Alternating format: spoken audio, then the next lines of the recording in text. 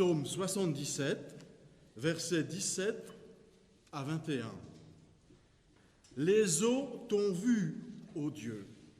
Les eaux t'ont vu, elles ont bouillonné. Oui, les abîmes se sont agités. Les nuages versèrent des torrents d'eau. Le ciel d'orage a donné de la voix. Oui, tes flèches volèrent de toutes parts. Au bruit de ton tonnerre dans le tourbillon, les éclairs illuminèrent le monde.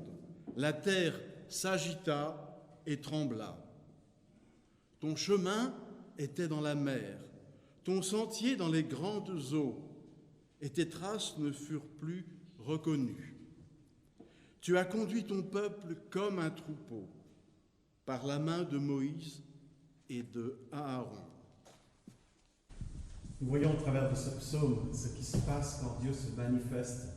Et nous voyons là que même les eaux bouillonnent à l'arrivée, à la présence de notre Dieu. Et comme nous l'avons vu au début de ce psaume, quel Dieu est grand comme Dieu. Nous voulons nous rappeler qui est ce Dieu quand il se manifeste et nous rappeler également sa fidélité qui remplit les cieux et sa bonté qui dépasse toute cime. Alors nous entrons maintenant dans le chant de ce psaume.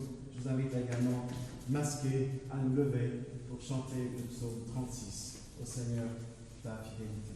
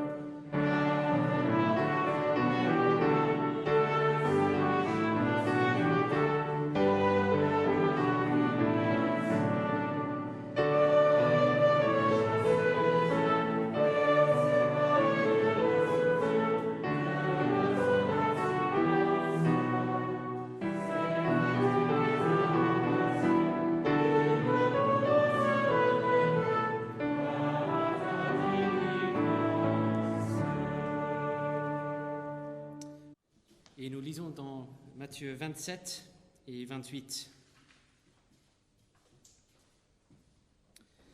Depuis la 6e heure jusqu'à la 9e heure, il y eut des ténèbres sur toute la terre. Et vers la 9e heure, Jésus s'écria d'une voix forte, « Élie, Élie, lema sabachthani » c'est-à-dire « Mon Dieu, pourquoi m'as-tu abandonné ?» Jésus poussa de nouveau un cri d'une voix forte et rendit l'esprit. Et voici, le voile du temple se déchira en deux, du haut en bas. La terre trembla, les rochers se fendirent, les tombeaux s'ouvrirent et les corps de plusieurs saints qui étaient décédés ressuscitèrent. Ils sortirent des tombeaux, entrèrent dans la ville sainte après la résurrection de Jésus et apparurent à un grand nombre de personnes. Le centenier et ceux qui étaient avec lui pour garder Jésus, voyant le tremblement de terre et ceux qui venaient d'arriver, furent saisis d'une grande crainte et dirent « Il est vraiment le Fils de Dieu ». Après le sabbat, à l'aube du premier jour de la semaine, Marie-Madeleine et l'autre Marie allèrent voir le sépulcre. Et voici qu'il y eut un grand tremblement de terre, car un ange du Seigneur descendit du ciel, vint rouler la pierre et s'assit dessus. Son aspect était comme l'éclair, et son vêtement blanc comme la neige. Les gardes tremblèrent de peur et devinrent comme morts. Mais l'ange prit la parole et dit aux femmes, « Pour vous, n'ayez pas peur, car je sais que vous cherchez Jésus, le crucifié. Il n'est pas ici. En effet, il est ressuscité. »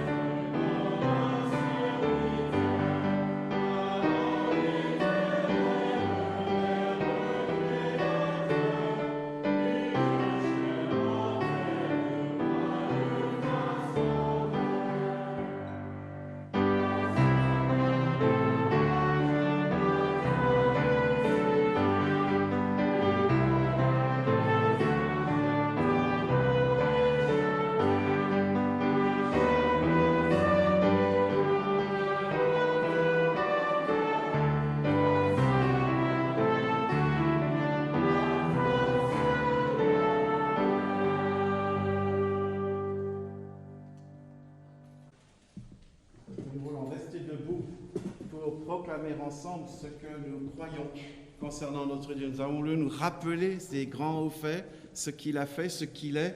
Eh bien, nous voulons unir nos voix maintenant en déclarant avec les propos d'après Martin Luther ce que nous croyons concernant Dieu le Père et Dieu le Fils et Dieu le Saint-Esprit. Alors, peuple rassemblé, peuple chrétien rassemblé à la chapelle d'Honnel ce matin, en plein confinement, enfin non, plus en confinement, déconfinement, mais en sortie de crise, on va dire. Mais que crois-tu concernant le Père et le Fils et le Saint-Esprit? Alors ensemble.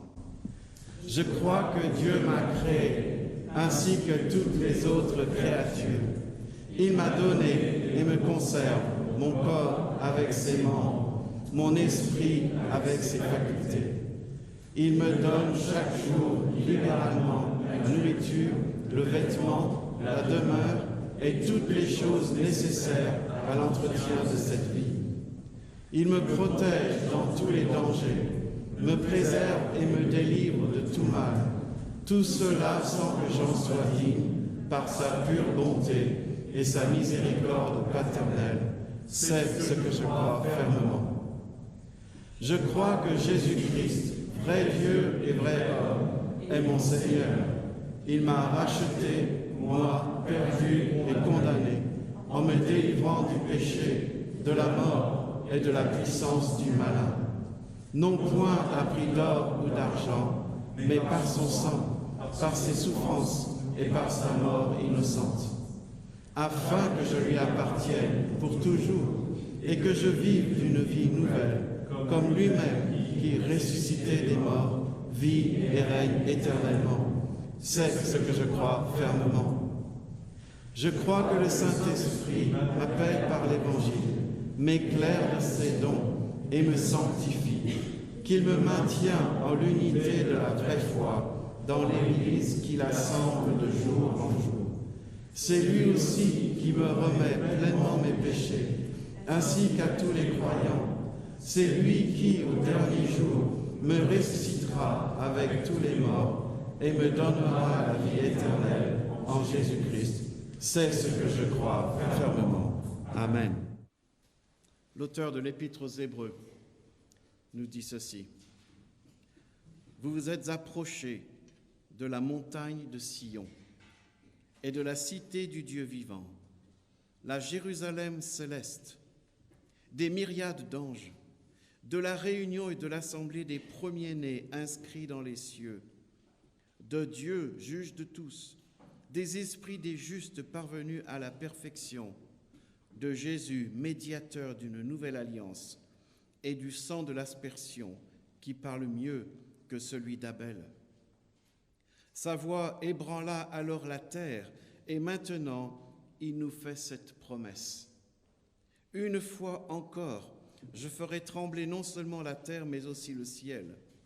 Ces mots, une fois encore, montrent que les éléments ébranlés seront mis à l'écart en tant que créés, afin que subsiste ce qui n'est pas ébranlé. C'est pourquoi, puisque nous recevons un royaume inébranlable, ayons de la reconnaissance en rendant à Dieu un culte qui lui soit agréable avec piété et avec crainte, car notre Dieu est aussi un feu dévorant. Nous allons revenir tout à l'heure sur ce texte-là, mais simplement je voudrais le relire. Une fois encore, dit Dieu, je ferai non seulement trembler la terre, mais aussi le ciel. Une fois encore montre que les éléments ébranlés seront mis à part en tant que créés, afin que subsiste ce qui n'est pas ébranlé. C'est pourquoi, puisque nous recevons un royaume inébranlable, ayons de la reconnaissance en rendant à Dieu un culte qui lui soit agréable, avec piété et avec crainte. Eh bien, en écho à cela, levons-nous encore masqués et chantons, entonnons ce chant, gloire, gloire, gloire.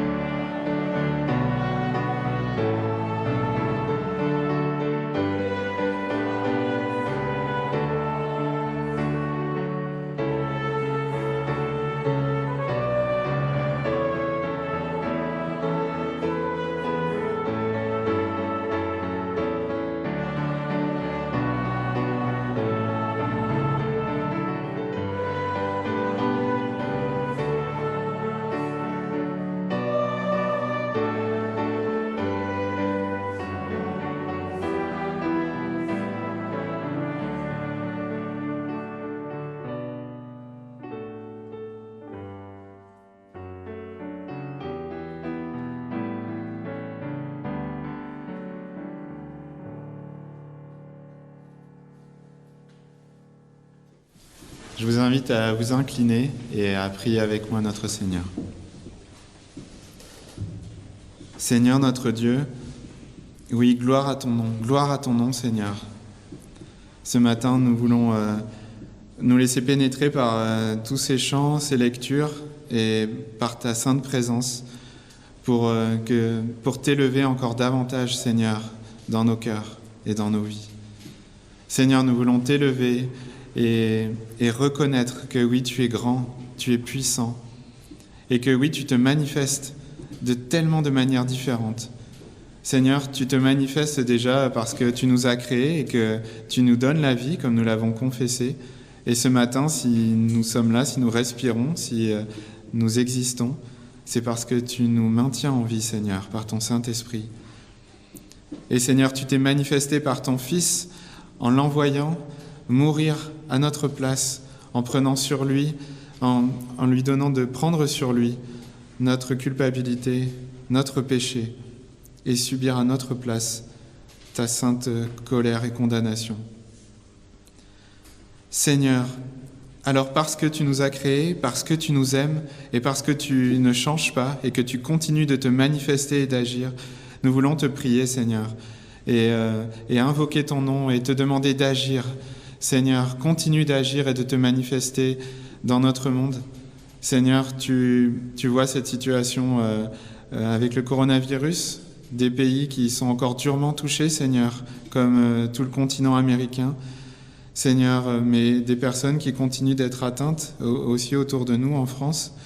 Et Seigneur, nous te prions que tu interviennes et que tu aides les autorités à mettre en place les bonnes mesures, que tu aides les médecins à continuer à soigner, que tu aides les laboratoires pour trouver un remède. Et Seigneur, nous voulons te prier que tu permettes que cette épidémie puisse s'arrêter, Seigneur, partout. Et que même, Seigneur, si tu le veux, que tu puisses nous épargner d'une deuxième vague, Seigneur. C'est vrai, tu vois, nous sortons à peine de tout cela et nous nous réjouissons de pouvoir être ensemble. Et Seigneur, nous voulons te prier que tu ne permettes pas qu'une deuxième vague vienne, Seigneur, et nous oblige à revenir en arrière, à revenir dans un temps de confinement. Seigneur, fais-nous cette grâce, s'il te plaît. Seigneur, nous voulons te prier pour les situations politiques qui sont autour de nous. Seigneur, tu vois les situations en Chine, les situations où, Seigneur, des libertés se réduisent pour certains. Et Seigneur, nous pensons à nos frères et sœurs là-bas qui subissent durement toutes ces restrictions. Nous t'invoquons, Seigneur, pour que tu les protèges et que tu les gardes, pour que tu les aides à pouvoir t'adorer librement, à pouvoir confesser ton nom librement, Seigneur. Interviens, s'il te plaît, pour changer cette situation. Seigneur, nous te prions pour notre pays, pour la France, pour, Seigneur, tu vois ce changement politique qui est en cours, ce remaniement de gouvernement. Seigneur, bien sûr qu'il y a plein d'ambitions personnelles, qu'il y a plein d'ego, qu'il y a plein de mauvaises choses là-dedans, mais Seigneur, de tout cela, tu peux en faire sortir quelque chose de bon. Seigneur, nous savons que tu as utilisé même un roi perse pour reconstruire ton temple, Seigneur. Alors, à plus forte raison, peux-tu utiliser notre président, le nouveau Premier ministre, et tous les ministres qui seront nommés, et tous les conseillers, et tous les maires qui viennent d'être élus, pour glorifier ton nom, Seigneur. Et c'est ce que nous te demandons, que, Seigneur, tu interviennes dans tous ces choix, dans toutes ces tractations humaines, pour que, Seigneur, de cela, il puisse sortir quelque chose de bon, Seigneur, selon toi. Seigneur, que tu donnes à tous ces gouvernants, et à tous ceux en responsabilité, de la sagesse, que tu les assistes par ton Saint-Esprit, que tu les assistes par de bonnes personnes autour d'eux, pour qu'ils puissent prendre de bonnes décisions, Seigneur, avec ta sagesse et, Seigneur, selon ta volonté. Seigneur, nous voulons te prier pour notre Église, pour la chapelle de Nesle. Merci, Seigneur, pour ce deuxième culte que nous pouvons vivre tous ensemble. Et Seigneur, nous te prions que cela puisse être de plus en plus simple et facile pour nous retrouver et pour glorifier ton nom. Mais Seigneur, déjà, nous te sommes tellement reconnaissants de tous les moyens que tu nous donnes, Seigneur, de pouvoir t'invoquer et te glorifier. Seigneur, et de toutes les personnes que tu nous donnes aussi, de tous nos frères et sœurs dans l'Église, Seigneur, tous ceux qui sont en situation visible, mais aussi qui sont plus en arrière-plan. Et Seigneur, nous voulons te remercier pour tous ceux et celles qui prient, Seigneur, pour l'Église, jour après jour, qui inlassablement, Seigneur, invoquent ton nom et te demandent ton aide et ta grâce pour chacun et pour tes serviteurs.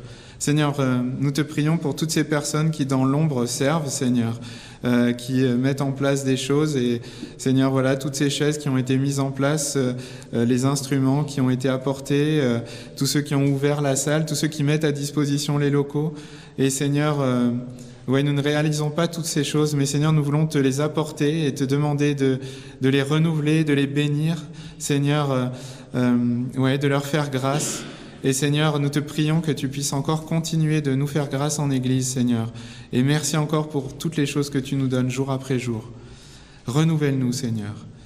Et nous voulons aussi nous remettre chacun personnellement devant toi. Seigneur, tu te manifestes pour des choses extraordinaires, Seigneur, des choses marquantes pour le monde entier, mais aussi des choses marquantes pour chacun de nous. Seigneur, si nous sommes là ce matin, c'est parce que tu nous as appelés, chacun, que tu nous as parlé.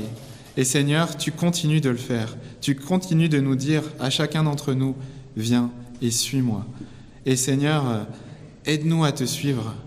Aide-nous, Seigneur, à atteindre le rocher qui est trop élevé pour nous, Seigneur.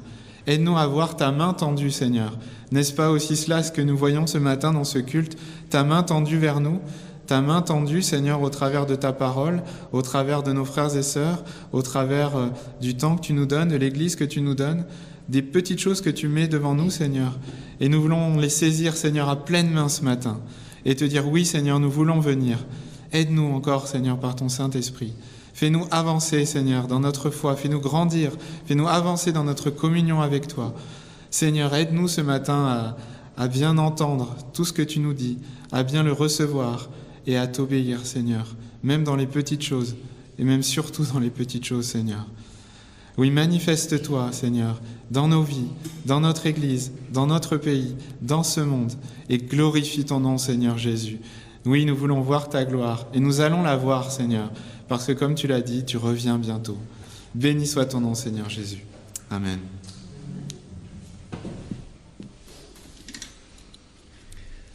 Je rappelle, comme la semaine dernière, que nous n'avons pas un temps d'offrande en tant que tel, pour des questions sanitaires, de panique qui circulent, mais je rappelle que les uns les autres, nous pouvons continuer de pourvoir aux besoins de l'Église par virement. Mais maintenant, si vous le souhaitez aujourd'hui même, il y a une boîte ici à la sortie qui est au pied de l'escalier. Donc si vous voulez participer à l'offrande à l'issue du culte, vous pouvez déposer chèque ou espèce dans la boîte. Mais je rappelle que c'est le système qui a marché pendant le confinement et qui va encore marcher quelque temps. C'est un système par virement.